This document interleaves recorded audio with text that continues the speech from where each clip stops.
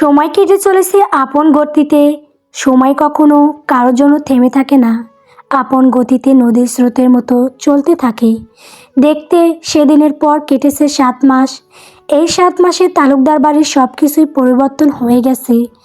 কারোর মুখে এখন আর হাসি নেই, মন খুলে কেউ হাসে না।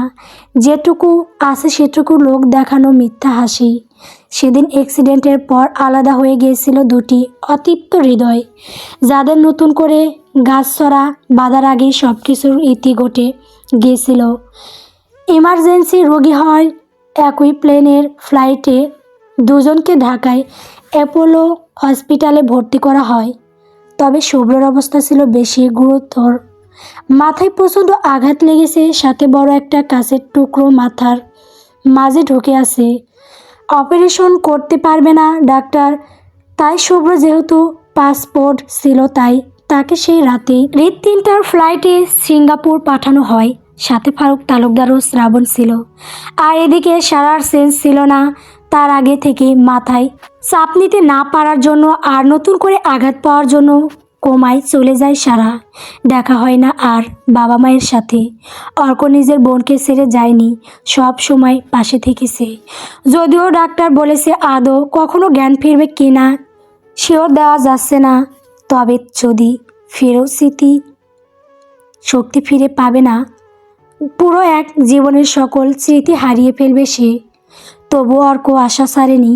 5 ওয়াক্ত নামাজের আল্লাহর কাছে কেঁদে কেঁদে বোনের জীবনটা ভিক্ষা চায়। নিজের বোনকে আবারও চোখের সামনে চঞ্চল হয়ে ঘুরতে ফিরতে দেখতে চেয়েছে শুধু। অর্ক কখনো হাল ছাড়েনি। সে আশা রেখেছিল নিজের ওপর, আল্লাহর ওপর।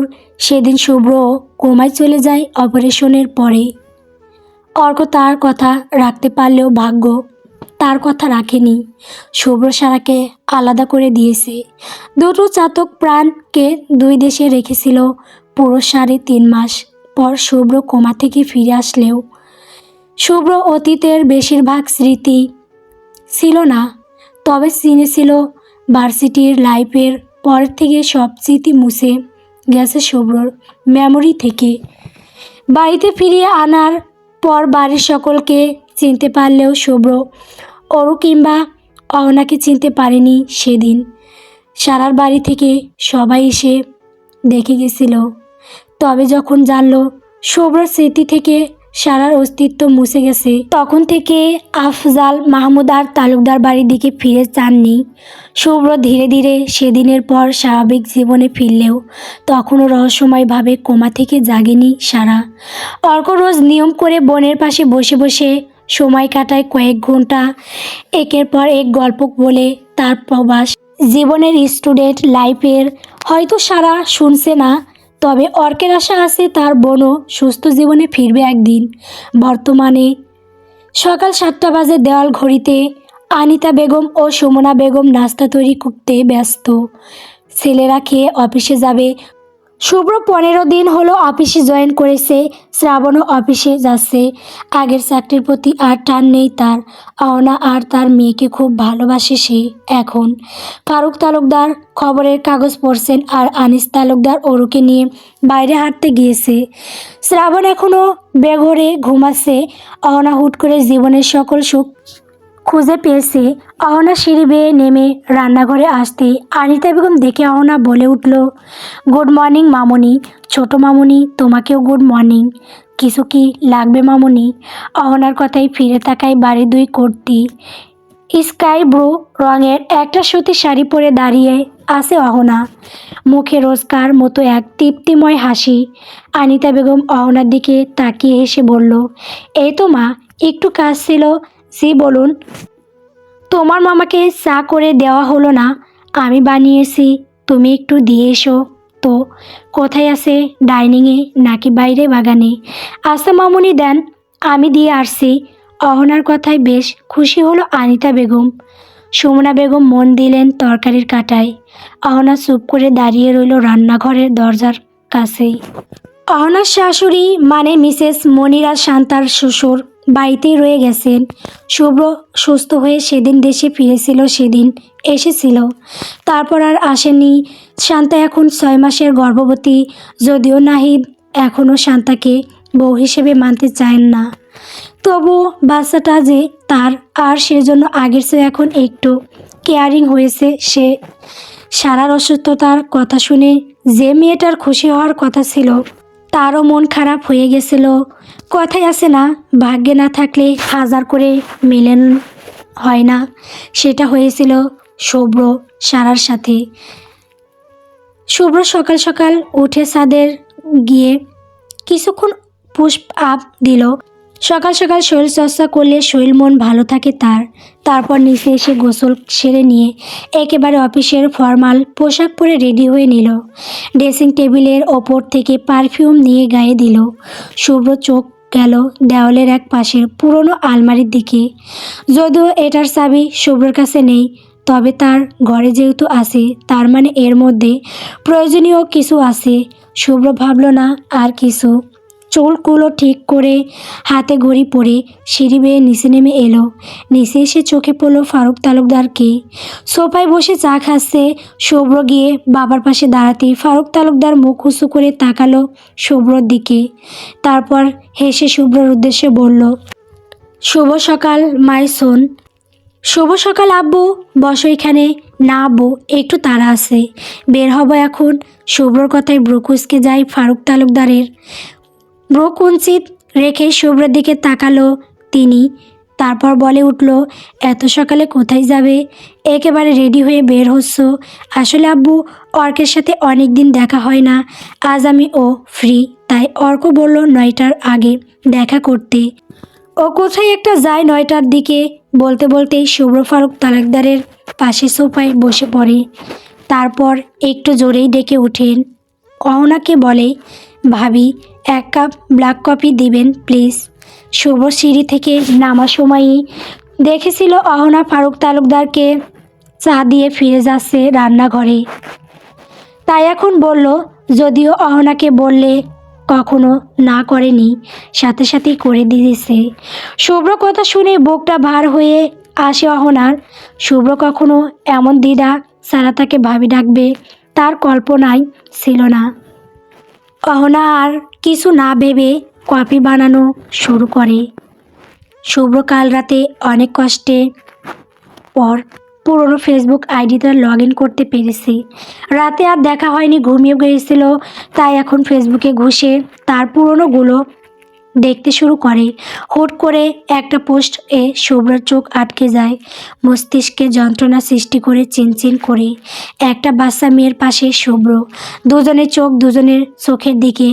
ক্যাপশনে স্পষ্ট লেখা, আমার পিসি পাখি। শুভ্র অনেক ভেবেও খুঁজে পায় না মেয়েটাকে। শেষ পর্যন্ত নুজের কৌতূহল ডোবাতে না পেরে ফারুক তালুকদারকে ডেকে মোবাইলটা তার দিকে ঘুরিয়ে বলে ওঠে। শুভ্রর কথা কর্ণহবরে গিয়ে ঠেকতেই ফারুক তালুকদার চায়ের কাপটি টেবিলের ওপর রেখে শুভ্রর দিকে তাকালো। পরপরই ফারুক তালুকদারের বুকের ভেতর মুচড়ে উঠল চেনা পরিচিত সেই মুখটা দেখে। কি থেকে কি হয়ে গেল, মেয়েটা কতই না বাচ্চামি করত, এ বাড়ির একটা প্রাণ ছিল যেন। তবে এখন সে কই? ফারুক তালুকদারকে অন্যমনস্ক হতে দেখে শুভ্র আবারও বলে উঠল, আব্বু তুমি কি চেনো? আমার তো মনে পড়ছে না এর আগে কখনো দেখেছি বলি। শুভ্রর কথায় থতমত খেয়ে চমকে উঠে ফারুক তালুকদার। কি বলবে শুভ্রকে? ডাক্তার বলেছে শুভ্রর স্মৃতি আর কখনো ফিরবে না। আর যদি স্মৃতি ফেরানোর জন্য চাপ প্রয়োগ করা হয় তাহলে আবারও কোমায় চলে যাবে, নয়তো পুরোপুরি সব ভুলে যাবে যেতটুকু তার মনে আছে। শুভ্র আবার কিছু বলতে যাবে তার আগেই অহনা কপি নিয়ে আসে। অহনাকে আসতে দেখে আর এই প্রশ্নের হাত থেকে বাঁচতে ফারুক তালুকদার উঠে আসে সোফা থেকে। সে সারাকে নিয়ে কিছুই মিথ্যা বলতে পারবে না বা সত্যিও বলতে পারবে না, বিবেকে বাঁধবে তার। ফারুক তালুকদারকে উঠে যেতে দেখে শুভ্র কিছু বলতে গিয়ে থেমে যায়। শুভ্র কফির মগ হাতে নিয়ে অহনার দিকে মোবাইলটা বাড়িয়ে দিয়ে বলে, ভাবি দেখো তো এই মেয়েটাকে। আমার পুরনো ফেসবুক আইডির কভার ফটোতেই আছে। আসলে আমি বুঝতে পারছি না মেয়েটাকে, আর আমি তো সব বাড়িতে শেয়ার করি, তোমরা চিনলে চিনতে পারবে। ছবিটা দেখে অহনাও স্তব্ধ, চোখের দিকে তাকিয়ে একে অপরের শুভ্র গালে হাত দিয়ে আছে সারার। কোনো এক নদীর পাড়ে তোলা ছবি। অহনাকে চুপ থাকতে দেখে শুভ্র বলে উঠল, ভাবি তুমিও আব্বুর মতো চুপ করে আছো কেন? এই মেয়েটাকে দেখে বিশ্বাস করো আমি চিনি না। অহনার মনে পড়ে গেল শ্রাবণের বলা কথা, শুভ্রর কয়েক বছরের অতীত সম্পর্কে কোনো তথ্য পেলে যা ইচ্ছা বানিয়ে বলে দিবা। অহনাও তাই করলো, সেই বলল, আরে তুমি চিনছো না এই মেয়েকে? সত্যি ভাবি আমি সিরিয়াস, একে চিনি না। আরে বোকা, তুমি তোমার ভাইয়ের সাথে ডেয়ার নেওয়া পর তোমার ভাই এই পিকটা এডিট করে দিয়ে বলেছিল কভার ফটোতে দিতে, মনে নেই তোমার? কি জানি। আরে বোকা, সত্যি বলছি, কিন্তু ছবিটা কেমন বাস্তব্য দেখাচ্ছে। তুমি তো জানোই বর্তমানে ছবিগুলো এডিট করলে সব বাস্তবই লাগে। ঠিক তখনই আনিতা বেগম দেখে পাঠান অহনাকে। অহনা এক মুহূর্ত দেরি না করে ছুটে যায় রান্নাঘরে। শুভ্র এখনও মেয়েটার ছবির দিকে তাকিয়ে আছে। খুব চেনা চেনা লাগছে, আবার বড্ড অচেনা। কোথায় যেন দেখেছি, নাকি এতক্ষণ দেখছি বলে এমন মনে হচ্ছে। শুভ্র কভার ফটো থেকে ছবিটা ডিলিট করে নিজের একটা ছবি দিল। সেখানে ছোট্ট চড়ুই পাখি হাতের উপর বসিয়ে খেতে দিচ্ছে তখনই তোলা ছবিটা। অহনা রান্নাঘরে আসতে আনিতা বেগম একটু তাড়াহুড়ো করে বললেন, অন্ত ঘুম থেকে উঠেছে মা? না মামনি, এখনও ঘুমাচ্ছে মনে হয়। একটু কষ্ট করে আনিশা আর অন্তকে ডেকে তুলো তো, পড়াশোনার কোনো খোঁজ নাই। আশা মামনি যাচ্ছি। অহনা চলে গেল আনিশা আর অন্তকে ঘুম থেকে তুলতে। অহনা চলে যেতেই সুমনা বলে উঠল, আপা শুনছো? বল। একটা কথা বলি, কিছু মনে করবে না তো? এবার আনিতা বেশ চুলা থেকে তরকারি নামিয়ে রেখে শাড়ির আসলে হাত মুছতে মুছতে সুমনার দিকে তাকিয়ে বলে উঠল, এত বছর কিছু মনে করেছি। কি হয়েছে বল? আসলে আপা সব ঠিক হয়ে গেলেও বাড়িটা কেমন শূন্য লাগছে। সুমনার কথার পিঠে আনিতা আর কিছু বলল না। হয়তো অল্প দিন এ বাড়িতে ছিল মেয়েটা, তবে মায়া লাগিয়ে দিয়ে গেছে। যদি সারা সুস্থ থাকতো তাহলে আনিতা বেগম ছেলেকে এই অবস্থায় জোর করে হলেও আবার বিয়ে দিয়ে সারাকে বাড়িতে আনতেন। শুভ্র আর খেলনা বেরিয়ে গেল। বের হওয়ার আগে আনিতাকে বলে গেল, ফাতিহার কথাও আরও 2-3 দিন পর আসবে। ফাতিহা গেছে মনিরা তালুকদার মানে ফুপুর কাছে, অনেক দিন ঘোরা হয় না, এখন ছুটি ও আছে তাই ঘুরতে গেছে। তাই একেবারে কিছুদিন পর আসবে। শুভ্র গাড়িতে বসে গাড়ি স্টার্ট দিল, যদিও ফারুক তালুকদার নিষেধ করে গাড়ি চালাতে। তবে কে শোনে কার কথা? শুভ্র গাড়ি চালাবেই। শুভ্রর পরনে শুভ্র রঙের একটা শার্ট, কালো প্যান্ট, এর সাথে ইন করা। গা থেকে কোটটা খুলে পাশের সিটে রেখেছে। হাতের ঘড়িতে সময় দেখে বেরিয়ে গেল তালুকদার বাড়ির সীমানা থেকে উদ্দেশ্য হসপিটালের সামনে ক্যাফেতে। সকাল সকাল গুছাচ্ছে অর্ক। কিছুদিন আগে যারার বিয়ে দিল, তারা আজ আবার আসবে বেড়াতে, তারপর কানাডাতে শিফট হয়ে যাবে। আফজাল আহমেদ এর মুখে হাসি নেই। হারিয়ে যাওয়া মেয়েটাকে খুঁজে পেয়েও তার এই অবস্থা মেনে নিতে পারছেন না তিনি। নীলুফা ইয়াসমিনও উপরে উপরে হাসি খুশি।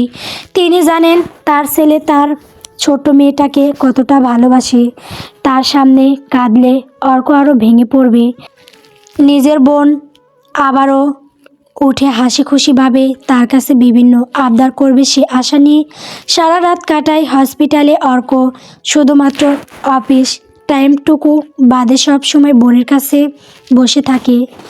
একটা ভাই কতটা তার বোনকে কতটা ভালোবাসতে পারলে ডাক্তারের হাল ছেড়ে দেওয়ার পরও জেগে ওঠার এক বুক আশা নিয়ে প্রতিদিন পাশে বসে থাকে। কত রাত নির্ঘুম কাটিয়েছে। এই বুঝি তার বোন জেগে উঠে বলল, ভাইয়া আমার খুব খিদে লেগেছে, আমার একটু গালে তুলে খাইয়ে দিবে? এই বুঝি কিছুর জন্য বায়না ধরল। অর্কের বিদেশে ভালো বেতনের চাকরি হলেও সারাকে রেখে অর্ক আর যায়নি। এখানে একটা কোম্পানিতে জব নিয়েছে, মাস গেলে ভালো স্যালারি।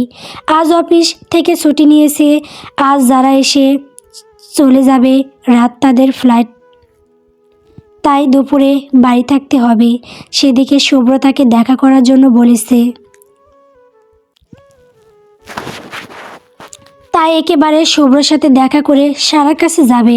সে জানে তার বোনও তার অপেক্ষায় বসে থাকে। হয়তো মুখে বলে না, হাত পা নাড়ায় না, তবু মনে মনে খোঁজে। অর্ক রেডি হয়ে বাড়ি থেকে বেরিয়ে আসে। খুব বেশি দূরে নয় হসপিটাল, তাই আর বাইক নিল না, রিক্সা দেখে উঠে পড়ল রিক্সায়।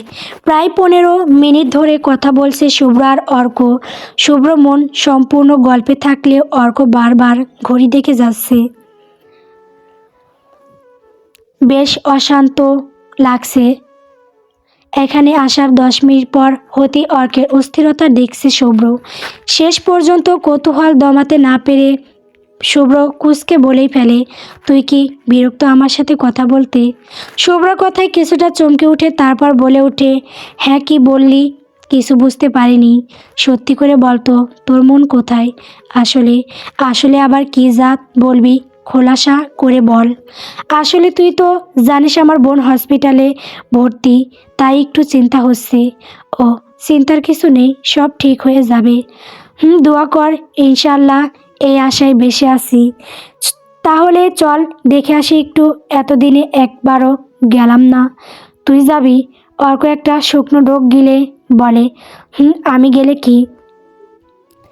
না আসলে